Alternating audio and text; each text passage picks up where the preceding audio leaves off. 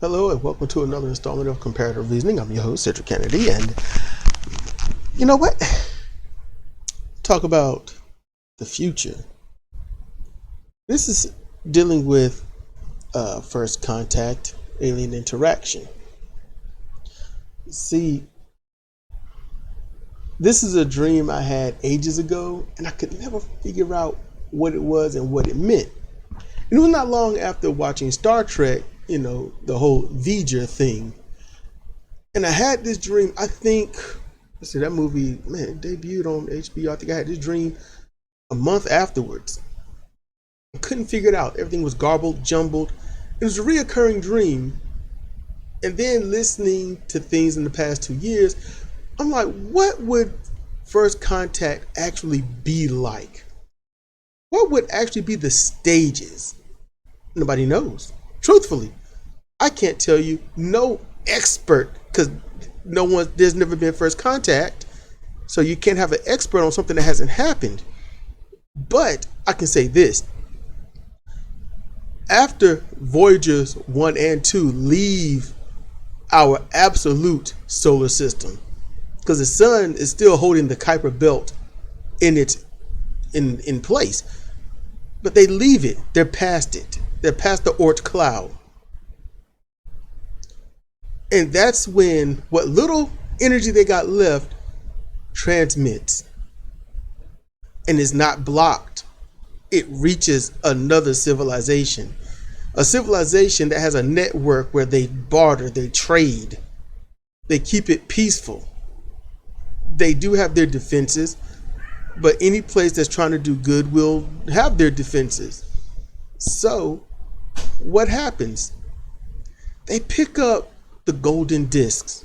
They read it. They read every single language. They try to decipher it best that they can. And then they get enough of an understanding. They hear the language, they hear the music, and they hear other garbled things. They see where it came from, but they don't interrupt the paths of the voyagers. And then once done getting everything they can from the discs, they put them back. It doesn't take them long. Maybe for them a day or two. So they decide that they're going to travel to where the communications are coming from that match some of the sounds that are evolving from those transmissions. And it leads back to our solar system, the Earth system, as they might dub it, since we would call this Earth or Gaia, whichever you want to refer to it. They arrive. Large ships, massive. Well, it could be that we greet them like the Battle of Los Angeles, the actual one. Or we greet them like we greet our own, which is subtly less hostile. But the ships would hover overhead. We're scared out of our minds, frightened. And then, in plain English, broken, but very obviously distinctive, it says, "We come to trade music." And that's it. Something, a vast, strong-willed, highly intelligent civilization, way beyond our capabilities, come to trade music. And with said music comes said language. And so they want to learn. They want to give. They want to trade. They want our music from that time period and upwards. They want to download our music. They want it. And they want to upload their music. First and foremost, our government is going to most likely make sure that no one gets it but that government. So you've got the major powers fighting each other in a probable social and or physical war to get that information. But the information is given to the world, but that's not how we operate. So we fight amongst each other. Who's going to get, who's going to be first, who's going to go down in human history to receive the music first. And the visitors, they say, we're giving it to all of you. But we don't like that. But some countries are saying, let's compromise and just get it together. And now you got everyone saying, well, why are you going to take their music? I mean, yeah, they'll take ours, they'll learn from it and learn how to kill us. But then you give them our music, you give them our music. We're screwed. You take theirs, what are you really taking? Are you taking their music, or are you taking some kind of virus? People are scared, they're losing their minds. They panic in the streets. You think racial tensions are high now, wait until there's a mass panic. You can't be anything. You know, where we are now, it goes into extreme overdrive. We're scared. We are not witful at all. We're blaming any and everyone but ourselves. And then we start blaming what? The religious people are going to blame what? You know what they're going to blame? LGBTQIA. They're going to blame everything to why we have the visitors that are trying to kill us. And then you're going to have those religious people that say God sent the visitors here because they want to broaden our horizons. And everyone will be tribalized and split. And the visitors will be just like, what is taking so long? We've got theirs. We're trying to give them ours. That's how this works. And through our music and our language, do we make a bond? Why are they taking? It's been days. It's been a month. How long does it take? They get impatient. Please take our music so you can learn from us. We don't want your math. We all use the same math. We're just further along. Do you need that too? Well, you got astrophysicists and stuff that say, let's do this. Let's do it. It's better to take a chance than to never have the opportunity at all. And while everyone fights, eventually they say, we'll come down there. In the show of goodwill, it will just be us. So we see them for the first time. I mean, it's a big hoopla. Where do they show up? Who gets to see them first? While other nations say which country is going to fall first to these predators from space. And then they do sit down. Let's just say they sat down here in the good old United States of America. And they do it in Washington, District of Columbia. And when they do that there,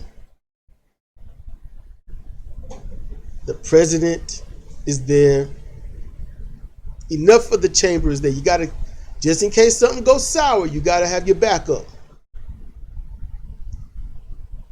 And these visitors, they are not the most sightliest beings, but they have translators and they're speaking English.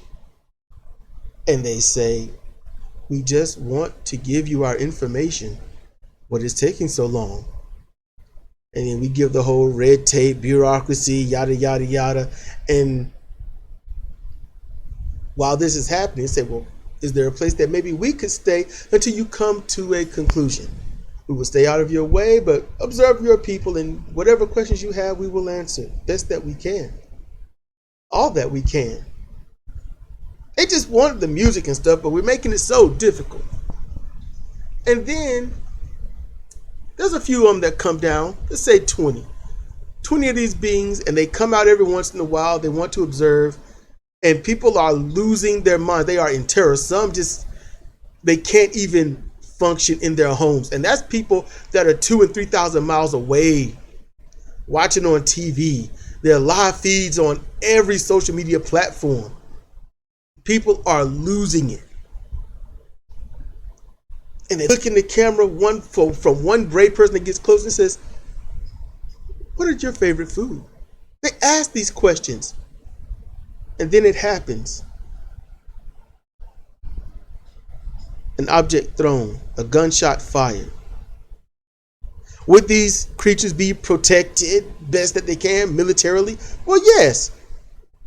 But hate doesn't care about that protection.